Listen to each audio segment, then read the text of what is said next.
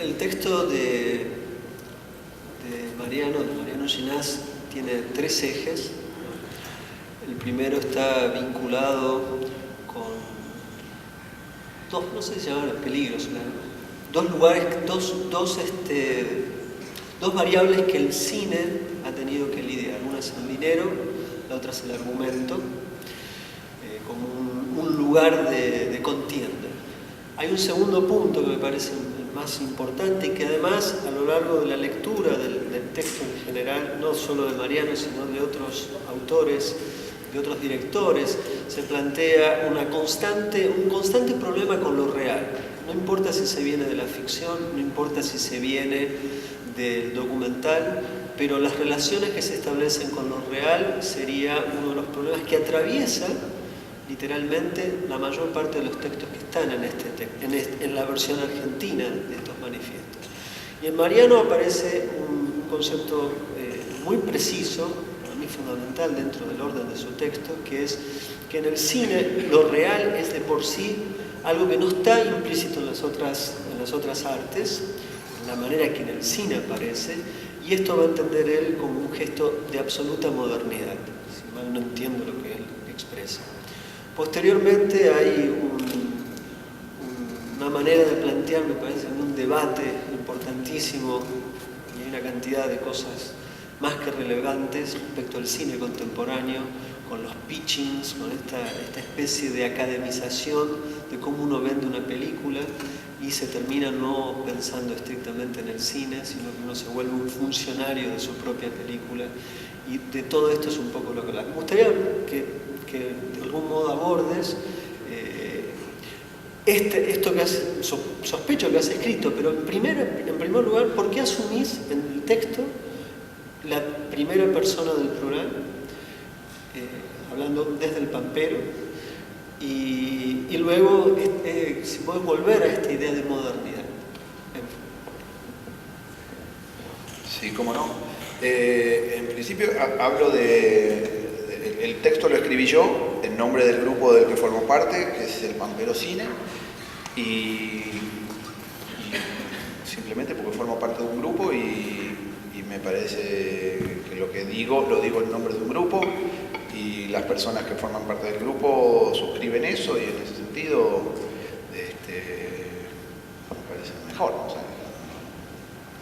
sea, me parece más interesante que un grupo de personas, que más personas sostengan algo que lo sostenga una sola persona. Entonces, es por eso, simplemente porque formo parte de un grupo. Porque son de la cámpora, como dijo, ¿viste? Más o menos la misma. Y con respecto, sí, creo que fuiste muy preciso en tu análisis de lo que escribí,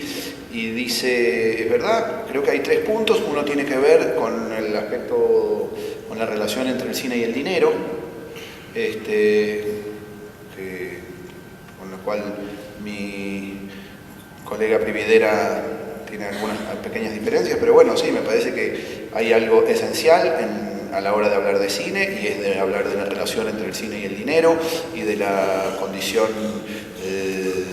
de posibilidad del dinero en relación con el cine. Digo, es una especie de asunto que ha sido la gran condena del cine desde sus inicios, la relación con lo industrial, y bueno, y desde y eso es lo que, si querés, lo hace más pampero al texto, porque desde el comienzo de que empezamos a funcionar como grupo, nuestra gran preocupación ha sido siempre combatir la noción industrial. Es decir, combatir la idea de que el cine tiene necesariamente que ser hecho en términos de industria, como una maquinaria para producir dinero, y por lo tanto que en su fabricación también interviene las relaciones económicas, como si fuese en términos industriales. Nosotros defendemos la idea de que eso, con los medios de producción que existen ahora, no es más una obligación para el cine, y sentimos que esa libertad, la idea de poder trabajar como el resto de las artes, es decir, poder trabajar entre camaradas y no entre patrón y empleados, nos da mucha libertad para hacer las cosas de una manera nueva. El tercer punto, que me mencionás, creo que sí, creo que tiene que ver con algo similar, que es con cierta especie de lo que podríamos llamar el temple del cineasta. Y es una parte donde sí, uno un poco se queja de una especie de infinita burocratización de las formas de filmar y de las formas de pensar el cine. Y es una especie de momento, si se quiere, un poquito más épico del manifiesto. Efectivamente, uno siente que el mundo se va volviendo cada vez más burocrático y en ese sentido el cine no solo forma parte de eso, sino que es el lugar, uno de los lugares más, quiero decir, cuando yo ahora estoy trabajando en publicidad cada tanto y entonces ahí aparece algo con lo que uno no tiene mucho, no sabe mucho que existe, si bien oye la palabra, como una especie de cosa que uno se toma en joda. Bueno, cuando empezás a laburar en publicidad te das cuenta de que eso existe realmente, que es algo que se llama el marketing. No sé si oyeron hablar de eso alguna vez. Bueno, el marketing es como una especie de cosa que uno se va dando cuenta de que es como una especie de monstruo espeluznante que domina el mundo. Es una máquina monstruosa que lentamente va dominando el mundo, conducido por la gente más idiota que haya poblado el mundo, yo diría en cualquier época. Y entonces da cierto pavor advertir que esa especie de logia de imbéciles lentamente empiezan a apoderarse también del cine. Y entonces un poco el texto nuestro termina con una especie de arenga, de decir, bueno, no dejemos que porque no, otra cosa son los pitchings, los lugares a donde se aprende a decir un pitch, ese tipo de cosas son formas de marketing, de pensar, digamos, cuando se dice cómo vender tu película. De pronto yo doy clases en la facultad y vienen alumnos y dicen, bueno, si vos tenés que vender, yo los mando a cagar, no puede ser que una persona ya esté pensando en vender, no sé, digo, que vayan a la feria. Y el texto del medio, al que vos haces referencia, efectivamente es el texto donde se habla un poquito más en serio, que tiene que ver, que empieza con una frase que me parece bastante simpática, que es decir, la ética de un artista, supongo que se va a ofender más de uno, pero bueno, lo que yo pienso que es la ética de un artista tiene que ver con su relación con la modernidad. Eso, si querés, el manifiesto podría decir solo eso, porque es una idea que la gente va a decir, no, pero es que en los blogs van a decir, el arte por el arte, no sé qué. Bueno, eso es lo que pensamos nosotros. La ética de un artista tiene que ver con su relación con la modernidad. Entonces, preguntarse sobre la propia modernidad es la que constituye la ética, me parece a mí, de un artista, más que sus hipotéticas opiniones sobre otros aspectos que no son los propios de su arte. Después, por supuesto que está la ética, pero, y en ese sentido, sí, como vos decías, observábamos que la relación, digamos, el elemento insoslayable a la hora de pensar la modernidad en el cine,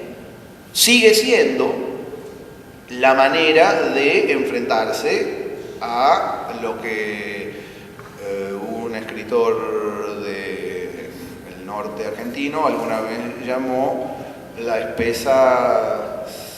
selva de Norreal. Siento que todavía sigue siendo esa la gran pregunta, es decir, cómo meterse en esa selva espesa para nosotros. Digo, lo cual no significa que tengamos que hacer películas donde Norreal mande, pero ese sigue siendo nuestro enemigo, por decirlo de alguna manera, y es un enemigo bastante interesante. Entonces un poco eso, ¿viste? Son muchas cosas, qué sé yo, de cada una podríamos estar hablando ahora, pero bueno, eso es lo que dije. Sí, la idea de que nuestra relación con el mundo, con el mundo que está, con la posibilidad de mirar y descubrir el mundo, y en cómo trabajar ese mundo y armar con ese mundo una especie de materia, es nuestro trabajo todavía, y que es difícil pensar la modernidad en el cine sin esa especie de gran punto de partida.